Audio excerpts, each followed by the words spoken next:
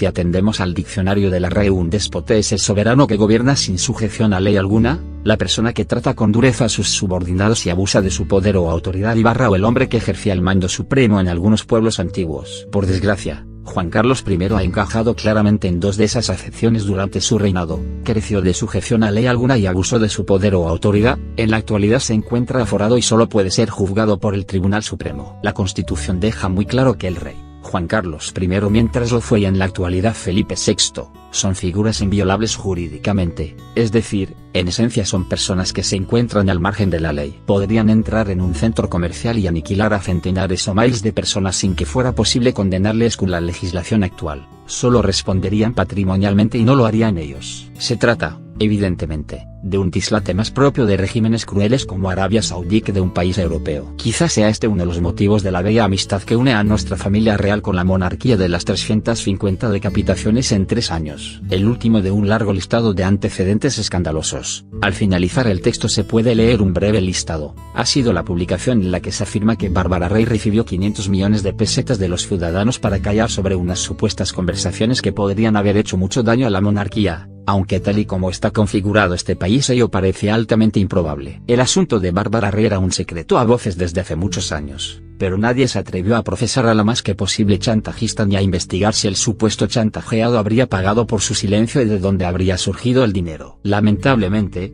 ni siquiera este último escándalo y su acumulación a los anteriores ha propiciado que los grandes medios de comunicación, la clase política, los órganos competentes, la clase jurídica o los intelectuales de este país planteen la necesidad de terminar con la inviolabilidad jurídica del rey, la cual permiten comportarse al monarca de turno como un déspota al margen de la legalidad, la moral y la ética. Parece increíble que en nuestro país el rey no pueda ser juzgado como un ciudadano más. Por otro lado, cabría preguntarse qué habría pasado si cualquiera de los escándalos de Juan Carlos I hubieran sido atribuidos a un jefe de Estado de cualquier país europeo. Dado que en Europa se avanza en el sentido de juzgar y condenar a un ex jefe de Estado o un expresidente en caso de ser necesario, siendo Silvio Berlusconi o Jacques Chirac dos ejemplos de ello, habría sido más que difícil de que Juan Carlos I hubiera permanecido alejado de los juzgados y las rejas en la mayoría de Europa. Mientras en Europa se avanza, en la siempre retrógrada España sería inimaginable que Juan Carlos I o José María Aznar fuesen juzgados, aunque es evidente que ambos lo merecen, junto a muchos otros ex altos cargos políticos. Si somos honestos, resulta innegable que Juan Carlos I ha hecho méritos más que suficientes para sentarse frente a un tribunal jurídico y,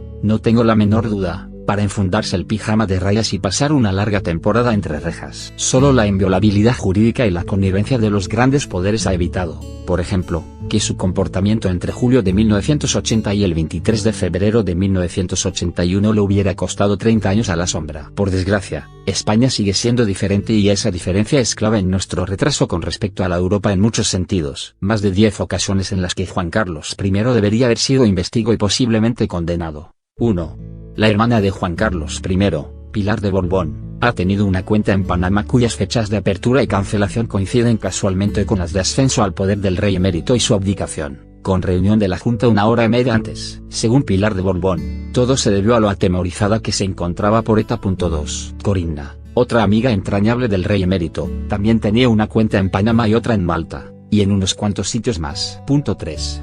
Entre $1 y $2 por barril denunció Roberto Centeno, catedrático de Economía y ex empleado de Campsa, que se embolsaba el rey en comisiones de petróleo. 4. Las presiones y su comportamiento antidemocrático con Adolfo Suárez no pueden ser calificadas de otra forma que golpistas y ello sin entrar a analizar a fondo su comportamiento. El 23F. 5. Juan Carlos I fue acusado de ser conocedor y algo más de los GAL. 6.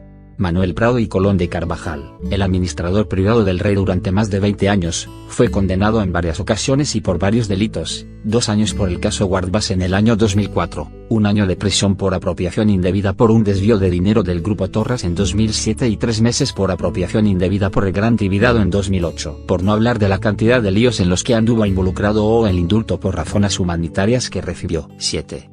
La hija y el yerno de Juan Carlos I se encuentran involucrados en un escándalo de corrupción y no han faltado los que han sugerido de forma velada que Juan Carlos pudiera haber sido conocedor y o partícipe de dicha trama. 8.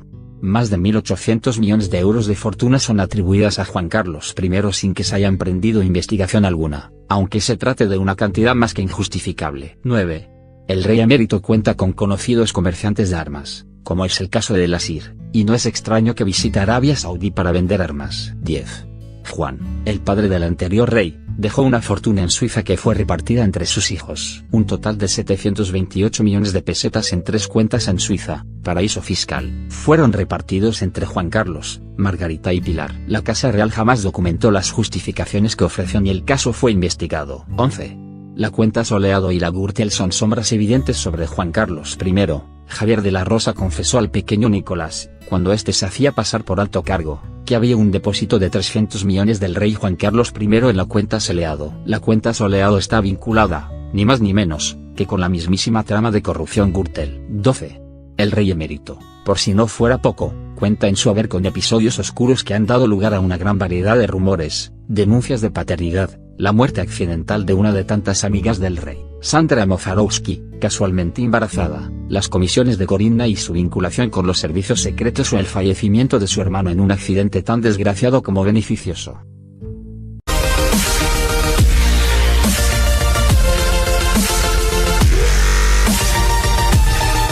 Quizás sea este uno de los motivos de la bella amistad que une a nuestra familia real con la monarquía de las 350 decapitaciones en 3 años. El último de un largo listado de antecedentes escandalosos. Al finalizar el texto se puede leer un breve listado. Ha sido la publicación en la que se afirma que Bárbara Rey recibió 500 millones de pesetas de los ciudadanos para callar sobre unas supuestas conversaciones que podrían haber hecho mucho daño a la monarquía. Aunque tal y como está configurado este país ello parece altamente improbable. El asunto de Bárbara Rey era un secreto a voces desde hace muchos años, pero nadie se atrevió a procesar a la más que posible chantajista ni a investigar si el supuesto chantajeado habría pagado por su silencio y de dónde habría surgido el dinero. Lamentablemente, ni siquiera este último escándalo y su acumulación a los anteriores ha propiciado que los grandes medios de comunicación, la clase política, los órganos competentes, la clase jurídica o los intelectuales de este país planteen la necesidad de terminar con la inviolabilidad jurídica del rey, la cual permiten comportarse al monarca de turno como un déspota al margen de la legalidad, la moral y la ética. Parece increíble que en nuestro país ha de ser conocedor y algo más de los GAL. 6. Manuel Prado y Colón de Carvajal, el administrador privado del rey durante más de 20 años, fue condenado en varias ocasiones y por varios delitos, 2 años por el caso Guardbas en el año 2004, 1 año de prisión por apropiación indebida por un desvío de dinero del Grupo Torras en 2007 y 3 meses por apropiación indebida por el Gran Tribidado en 2008, por no hablar de la cantidad de líos en los que anduvo involucrado o el indulto por razones humanitarias que recibió. 7. La hija y el yerno de Juan Carlos I se encuentran involucrados en un escándalos de corrupción y no han faltado los que han sugerido de forma velada que Juan Carlos pudiera haber sido conocedor o partícipe de dicha trama. 8. Más de 1.800 millones de euros de fortuna son atribuidas a Juan Carlos I sin que se haya emprendido investigación alguna, aunque se trate de una cantidad más que injustificable. 9. El rey emérito cuenta con conocidos comerciantes de armas, como es el caso de Nasir, y no es extraño que visite Arabia Saudí para vender armas. 10. Juan, el padre del anterior rey, dejó una fortuna en 61 le hubiera costado 30 años a la sombra. Por desgracia, España sigue siendo diferente y esa diferencia es clave en nuestro retraso con respecto a la Europa en muchos sentidos. Más de 10 ocasiones en las que Juan Carlos I debería haber sido investigado y posiblemente condenado. 1. La hermana de Juan Carlos I, Pilar de Borbón, ha tenido una cuenta en Panamá cuyas fechas de apertura y cancelación coinciden casualmente con las de ascenso al poder del rey emérito y su abdicación, con reunión de la Junta 1 hora y media antes. Según Pilar de Borbón, todo se debió a lo atemorizada que se encontraba por ETA. 2. Corinna, otra amiga entrañable del rey emérito, también tenía una cuenta en Panamá y otra en Malta, y en unos cuantos sitios más. 3. Entre $1 y $2 por barril denunció Roberto Centeno, catedrático de Economía y ex empleado de Campsa, que se embolsaba el rey en comisiones de petróleo. 4. Las presiones y su comportamiento antidemocrático con Adolfo Suárez no pueden ser calificadas de otra forma que golpistas y ello sin entrar a analizar a fondo su comportamiento. El 23F. 5. Juan Carlos I fue acusado.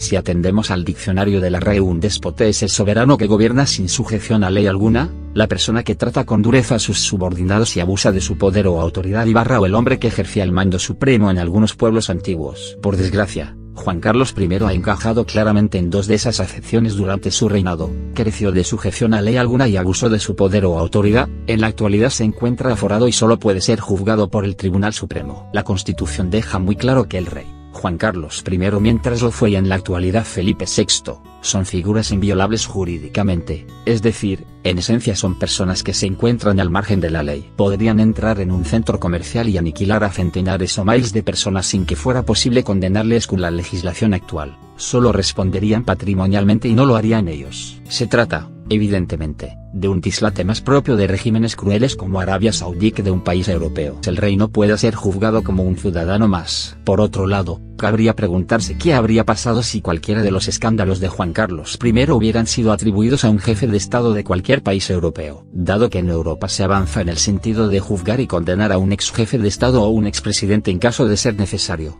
siendo Silvio Berlusconi o Jacques Chirac dos ejemplos de ello, habría sido más que difícil de que Juan Carlos I hubiera permanecido alejado de los juzgados y las rejas en la mayoría de Europa. Mientras en Europa se avanza, en la siempre retrógrada España sería inimaginable que Juan Carlos I o José María Aznar fuesen juzgados, aunque es evidente que ambos lo merecen, junto a muchos otros exaltos cargos políticos. Si somos honestos, resulta innegable que Juan Carlos I ha hecho méritos más que suficientes para sentarse frente a un tribunal jurídico y, no tengo la menor duda, para enfundarse el pijama de rayas y pasar una larga temporada entre rejas. Solo la inviolabilidad jurídica y la connivencia de los grandes poderes ha evitado, por ejemplo, que su comportamiento entre julio de 1980 y el 23 de febrero de 1980